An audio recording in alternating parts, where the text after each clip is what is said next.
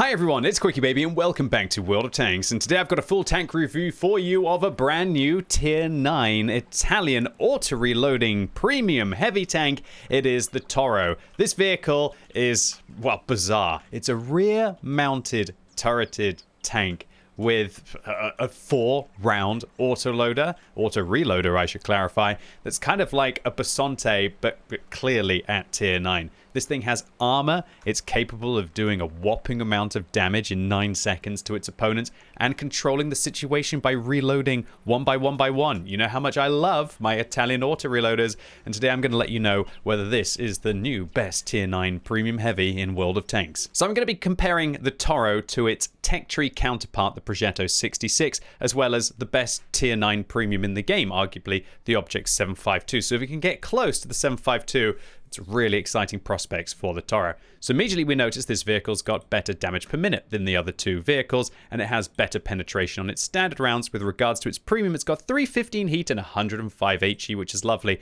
That's not as good as the 120 millimeters of HE on the Progetto 66, but the heat rounds are just a little bit better. When we compare that to the gold rounds on the 752, however, of 310 APCR, I'd rather have the 710 APCR, but still interesting prospects for HE on the Toro. But again, how are you going to make that HE work when you've got a 4 auto-reloading mag? Because this is a traditional auto-reloader. It doesn't get faster like the ST62 version 2 as you unload it, which means that you want to be fully loaded to actually have good damage per minute. And I'm not kidding here. The reload goes from 11 seconds when this vehicle is full all the way down to 17 seconds when it's empty. So that's going to be 60 divided by 17 times by the tank's alpha of 360, 1,270 damage per minute when it's dry.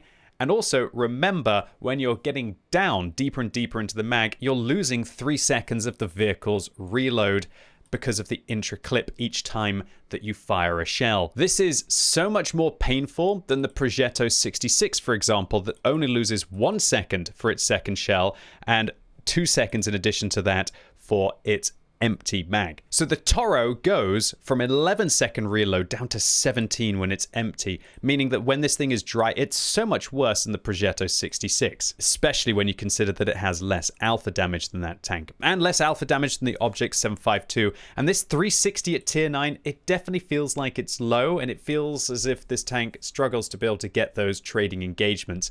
It's kind of okay on the Basante at Tier 8, but considering this is like a Basante at Tier 9, but just 1 extra shell, not really good news for this tank.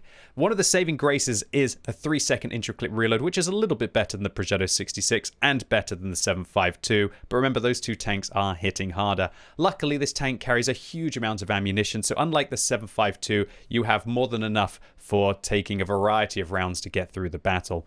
Gun handling wise, it's pretty good news for this tank. 2.5 seconds aim time, much better than the 752, slightly better than the Progetto 66, and 0.35 accuracy, much better than the 752.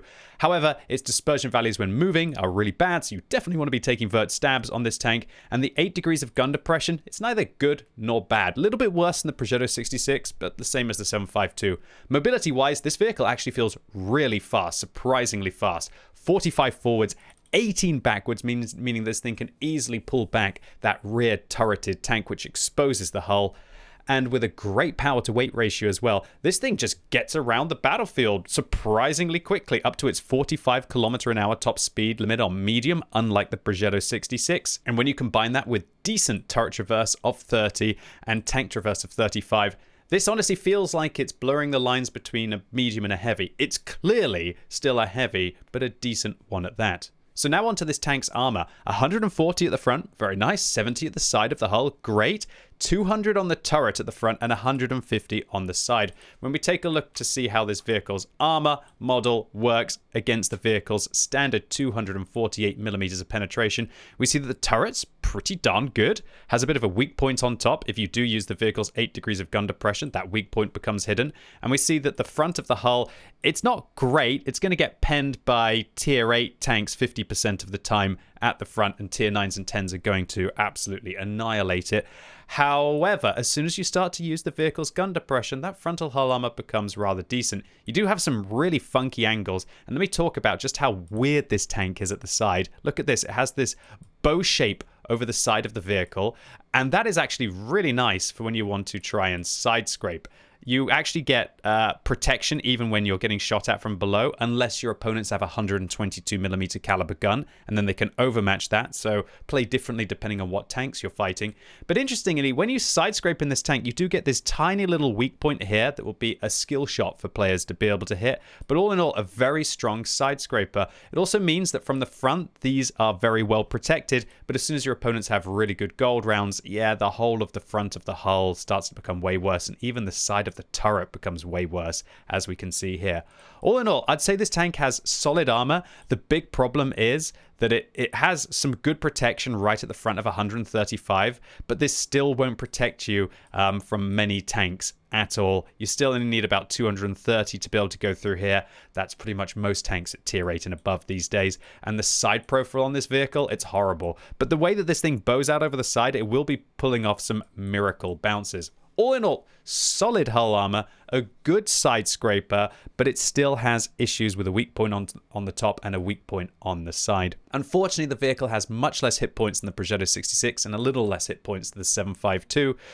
And it also has horrendous camo rating when it's moving, because this vehicle is very tall. Luckily, 390 meters view range, although that doesn't really mean too much on a heavy tank because they get the field mod to improve it. Crew-wise, this one's kind of a little bit of annoying because it doesn't have the same crew loadout as the Rinoceronte does for an Italian heavy. So that has a commander, a gunner, and a driver, whereas the Toro has an extra loader. So hopefully you kept your Progetto 66 and you've got that crew member to go in this tank. Crew skills wise, I would recommend that you take Brothers in Arms, Repairs, Recon, Emergency, Coordination, and Practicality on this tank. You might drop Practicality and take Mentor instead if you need that extra crew training. It will make you better in the long run. But for pure competition, Practicality might allow you to use that repair kit a little bit quicker. On your radio operator skills, situational awareness, firefighting if you don't use a fire extinguisher, and side-by-side are great options. For your gunner, Brothers, Repairs, Snapshot, Deadeye, Designated Target, and Armorer. For your driver, I would recommend Brothers, Repairs, Smooth Ride, Off-Road Driving, Engineer, and Controlled Impact I feel is going to be more useful than Clutch Braking, considering how good the hull traverse is. And while this isn't the heaviest of heavy tanks at 52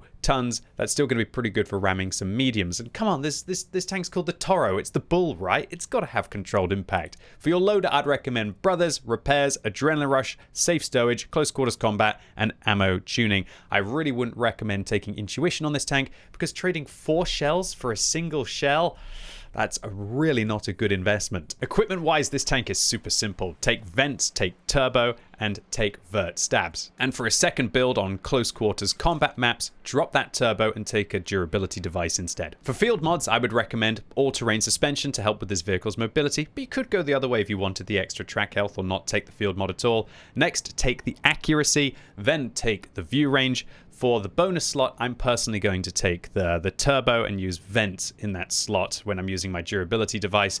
And for the final field mod, I would recommend the reload speed. That's an easy pick on this tank because it has that excellent reverse speed. So even without a turbo, you can actually go 16 kilometers an hour backwards on this tank if you have the engineering perk. But anyway, I think that's quite enough talking about the Toro. Let's see if we can wave the flag around for this bull to perform. So first up, we're going to be taking the Toro out on the Oyster Bay map in a nice matchup against some tier 8 tanks. So this vehicle, as you can see, with this turbo, this thing gets around. It definitely feels like it's more like a medium. In fact, I'm kind of contesting this Borask getting into position. Now, obviously the Borask is faster, probably didn't drive perfectly, but you can see that this heavy tank, it's definitely one of the first that will be into position, and so you can then hopefully start to be able to dictate the combat. But did you also see that I was only just finishing reloading about 48 seconds into this game?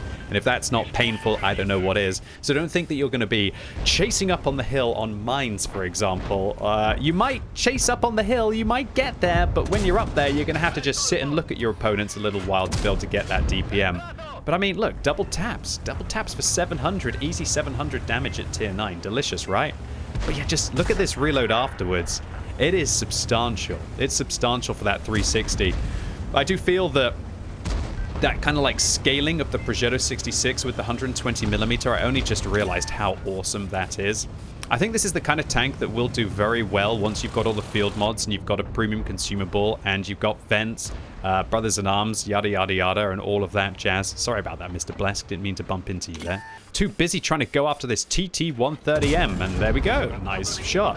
And this is what's just so beautiful about auto-reloaders. I'm not going to fire multiple shells. I'm just going to fire one, and then I'm going to get ready, and I'm going to do it again. And this keeps my DPM high. And what it also means is that I am prepared if I get all in, for example. One of the worst things you can do in an auto-reloader is just whiff your shells. You must get used to this preparation. Just being prepared for every eventuality while also still keeping your damage per minute high. Because I might have needed to shoot that TS5, and if I go deep, then I can't fight the 7.52, for example. But now, I can actually fight the 7.52 if I'm not bouncing off his weak points, I guess. This guy looks like he's reloading, and if he's not, then I'll just fight him anyway. Gonna go for that lower plate, wait for the shell to reload. You must wait for the shell to reload. Now, this tank, it does have shell compensation, so let me explain that. If you've never played one of the Italian auto-reloaders before, what you will be able to do is, if you fire early, just before the end, you will get half of that back pretty much as compensation, minus, like, I think the intra-clip reload. So what that means is that, I can show you with the beeps now. I'll keep quiet. Beep, beep. You see that beep? And I'll pause, and you see this icon here, and then you get the final beep now. What that means is that you can fire with full compensation. So what would happen if I was to fire now is I would lose all of this shell, and I would go back to starting to load this shell again. But it would reload this shell faster with the compensation that I had for that shell. But if I fire before this one's fully loaded, I will lose everything and go back to this shell and actually have a full dry reload. So this means that you can still react to the situation. You can still fire like an emergency shell while you're reloading and not actually cripple your tank. But as I've showed you, the deeper you go into this magazine, the more you become like a tier 5 tank, really, with regards to its damage per minute. And once this thing is empty, oh, like that's painful to whiff that shell now. And now I've got to, reload for like about 30 seconds to be able to get back to a reasonable level of damage per minute. And let me clarify, even when this thing is fully loaded, its base damage per minute is like 1,900. That's not great. It's not great at all.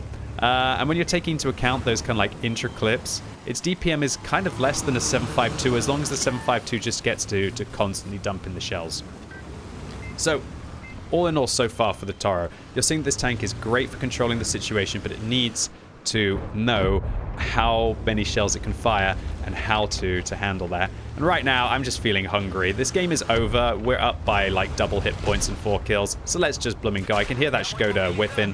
The T28 gets a good shot into me as I bait him around the corner there. I'm not actually healing my driver right now, which is a little bit of a mistake, but what's going to happen anyway? He's going to get me anyway. Do I fire the extra shot here?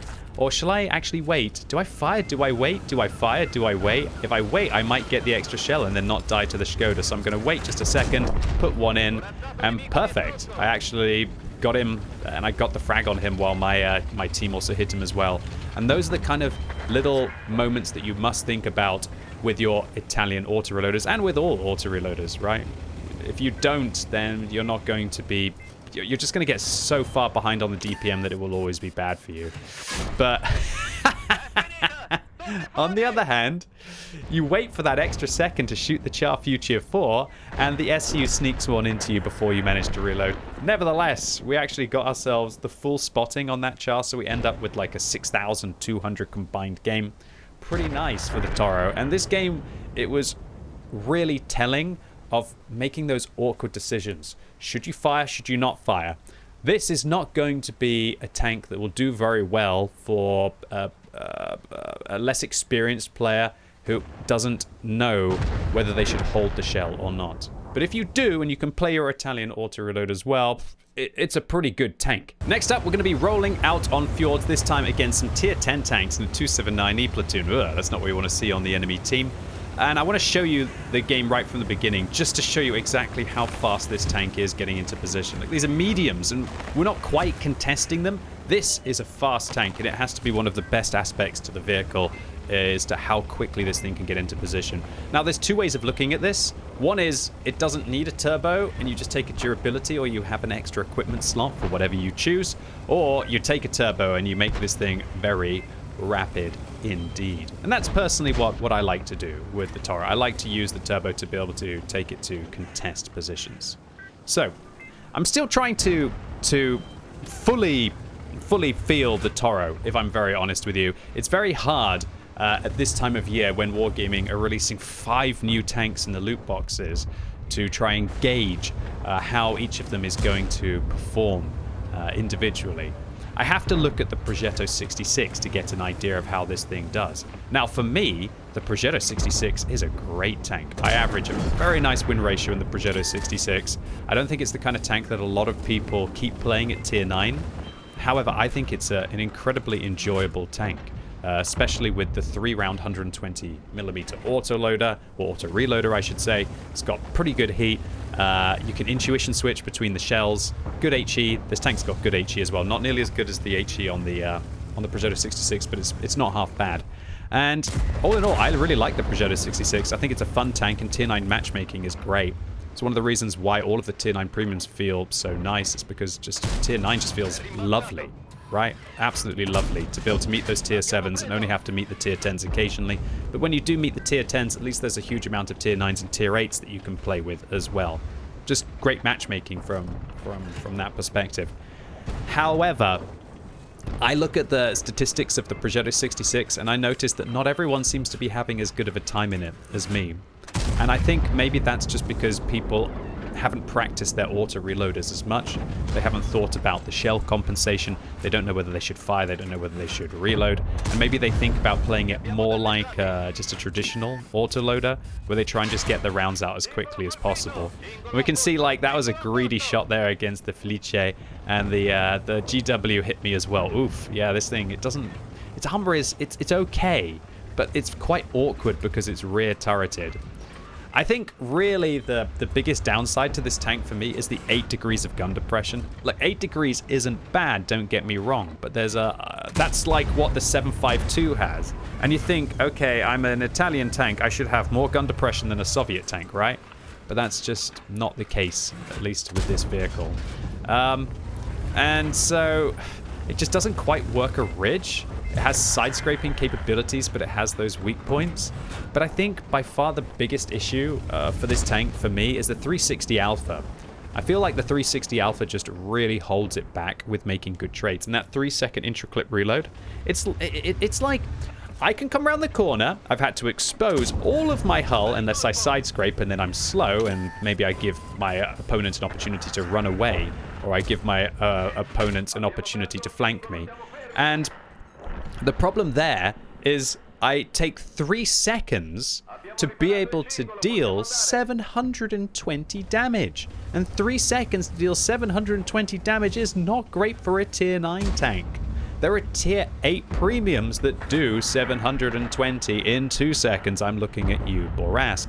And even the Basante, the tier 8 Italian premium heavy tank, has the same intra-clip reload, and it has 360 alpha damage as well. And I can tell you, I would far rather have the same alpha damage, just 279E balance there for not being able to go through, must have hit his tracks. I would far rather have 360 alpha and 3-second intra-clip at tier 8 with extra gun depression on the Basante than I would rather have it on this.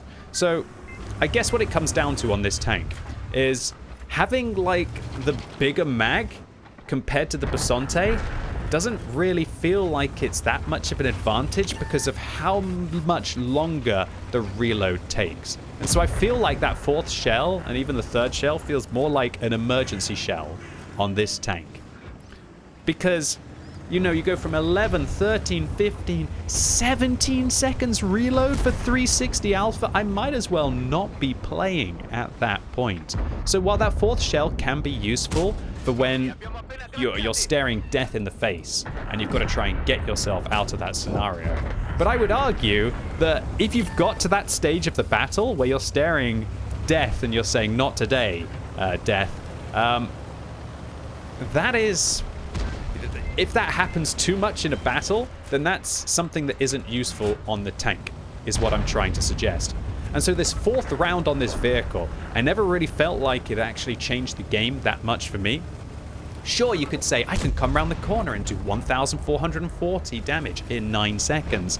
Well, remember that the Progetto 66 can deal 1,200 damage in 7 seconds, so a second and a half faster. So what's better? What's better? 1,200 damage in 7 seconds where you only have to fire 3 times, and then you have a better reload on your 3rd shell, or 1,440 in 9 seconds. It's really close, isn't it, boys and girls? It's really close. And so that's the issue that I have with this tank. It feels like it's... I feel like Wargaming should have maybe considered making either the 2nd or the 3rd shell have maybe only 1 second longer reload.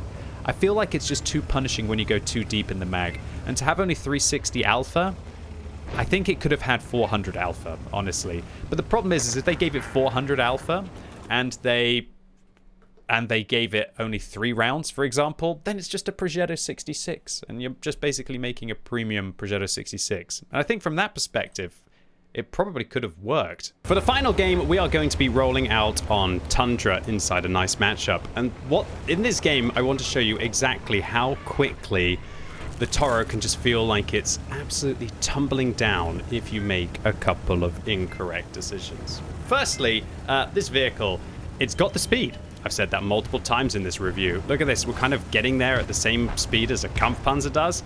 And so there's 2 ways that you can use that kind of speed. But remember, we're fast, but we're not kind of like light tank fast, then faster medium fast, and then we have Toro speed, right? So there's multiple ways that I could use this position now. One is I could just sit in this window. 2 is I only see that there's 2 tanks there. I feel like I can cross. And then suddenly, oh my god, 2 becomes everything. And I can't really blame that Senlac. They fell back very quickly. And I think I just got tracked a couple of times. I guess if I took a durability device there, maybe I wouldn't have got tracked. But then I probably wouldn't have had the speed unless I decide to drop the vents and then everything else gets worse. So I've lost a huge amount of hit points going across the gap. I feel like going across there is still easier than going across there and giving them really your broadside. But considering I only blocked 400, is that even really the case? Okay, so we're here now. All we've done is hit a Mars once, and we've literally lost 1,300 of our hit points. But now I want to show you something that I haven't so far this game, and this is this vehicle's side-scraping capabilities. Because it's a rear turreted tank. And the 2 maps that you've seen so far, it was more about talking about how the Toro's gun works. Now I want to show you that this thing is actually a very scary side-scraping autoloader. And there aren't that many side-scraping autoloaders inside World of Tanks. Actually, there are none that really kind of comes to mind.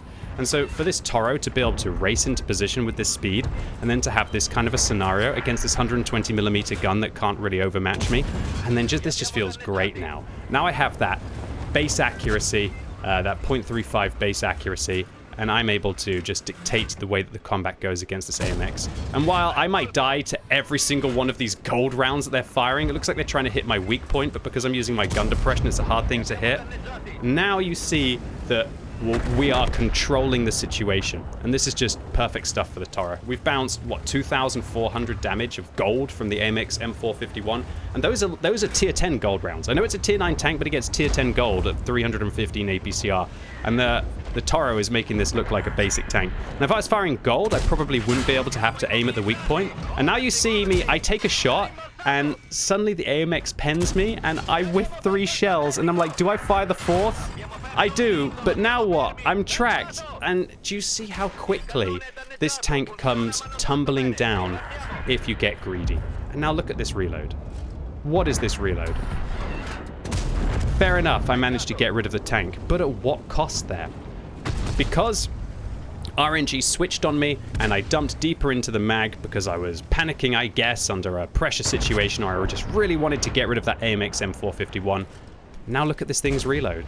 And so we went from being completely in control of the situation to finally the AMX hitting my weak point. And you see where he's actually ricocheted. This is what's so strong about this tank. As soon as you use your gun depression, that mantlet on top sticks up, and it's really hard to hit the weak point. So he was ricocheting round after round after round there, trying to go for what he really wanted, which was the weak point on top of this tank. So this vehicle, it It feels like such an all-rounder. A rear turreted tank that's able to side scrape, an auto reloader that can fire one by one or can really get the rounds going as well. And unfortunately, still gets killed by the 7.52. Is that very telling? At least he dies for it as well. And also to have some kind of a hull down capacity, not perfect.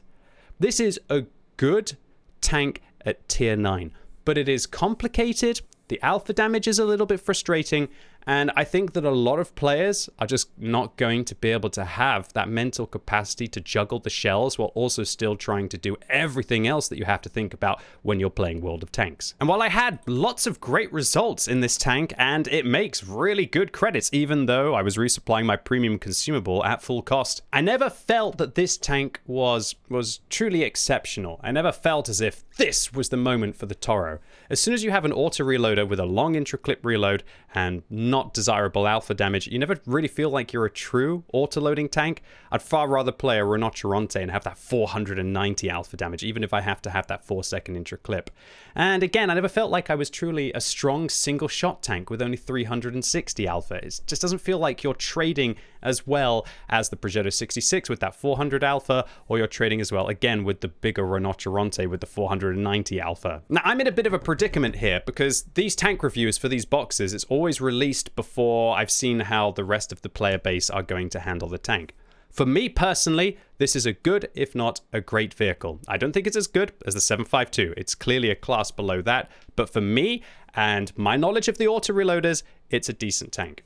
However, when I take a look at how everybody plays tier 9 heavies, I notice that the Progetto 66 is actually kind of towards the mid to the bottom of all of the vehicles for the tech tree heavy tanks with regards to win rate difference. And when we look at raw win ratio, it's actually towards the bottom. Whereas for me, in my Progetto 66, I'm getting 65% wins in 163 games that I've played. It's one of my best tanks with regards to damage per battle as a percentile. So maybe I just know how to use those auto reloaders and it doesn't feel like the player base is willing to go that extra length. And considering how I feel like the Toro trades blows with the Progetto 66, kind of 50-50, I do feel that the majority of the player base are probably going to have non-exceptional results in the Toro. However, for those of you out there who know how to play your auto reloaders, I do think you will excel in this vehicle. Anyway, ladies and gents, boys and girls, that was my full tank review for you on the Toro. Really hope you enjoyed this video, or maybe it was just useful for you. If it was, give it a thumbs up. If you hated it, give it a thumbs down. And let me know in the comments down below what you think about the Toro. Do you think it looks absolutely incredible, or do you think it just looks okay? And if you're watching this video as it goes live on Wednesday, I'm going live all day on twitch.tv/QuickyBaby with brand new drops tokens. So come and collect some and work your way towards getting a tier 7 premium for free. So really looking forward to seeing you all live.